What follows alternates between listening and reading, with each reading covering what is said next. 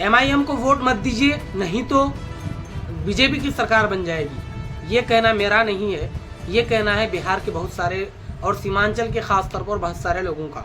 तो मैं उन सब को ये एक बात कहना चाहूँगा कि आप जो ये सोच रहे हैं कि बिहार में जो है एमआईएम को वोट मत करिए, बीजेपी जीत जाएगी, तो आप ये बताइए क्या आप मुसलमानों ने आरजेडी को सीएम बनाने का ठेका ले रखा है?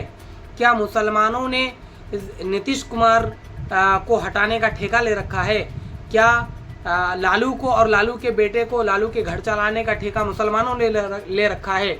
जब मुसलमान सवाल करता है उनसे कि आप मुझे गठबंधन में शामिल कर लो, तो वो गठबंधन में शामिल करने के लिए तैयार नहीं है। और ये जुम्मन मियाँ जो है ये लालू को सीएम बनाने के लिए पड़े हुए हैं। अरे वो गठबंधन में शामिल नहीं कर रहा है मुसलमानों को, और तुम ये कह रहे हो कि हम सीएम बनाएंगे उनको।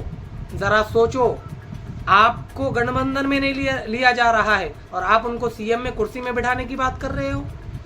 आप ज़रा सोचिए, जब मुसलमान को सीएम बनाने की बात आई, जब मुसलमानों को रामविलास पासवान जी ने कहा कि मुसलमान को सीएम बनाओ, तो ये लालू यादव ने क्या कहा कि नहीं, हम मुसलमान को सीएम बनने नहीं देंगे।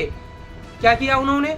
जाके बीजेपी से हाथ मिलाया, बीजेपी का जो है बीजेपी की सरकार बनाया, फिर भी मुसलमान को सीएम बनने नहीं दिया, मुसलमान की लीडरशिप को उभरने नहीं दिया, मुसलमान की लीडरशिप को आगे बढ़ने नहीं दिया।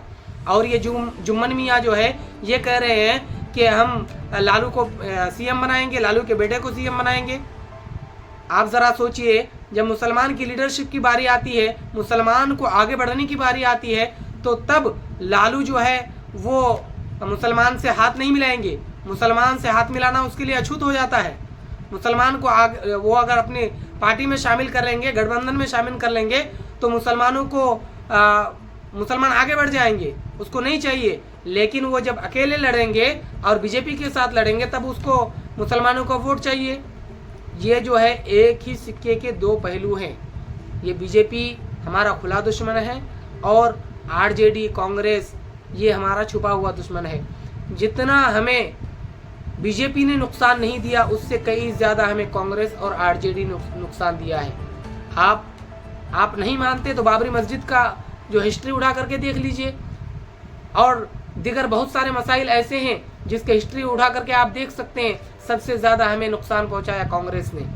तो इसीलिए मैं आप सभी से कहना चाहूँगा, इन जुम्मनों की बातों में न आए, अपनी पार्टी को, अपनी क़ियादत को मजबूत कीजिए और एमआईएम को इस बार जो है 4 के बदले, ये 4 भगोरों के बदले 24 नहीं बल्कि 40 सीट जिता करके दीजिए और अपनी क़ियादत को, अपनी लीडरशिप को मजबूत करने का काम कीजिए।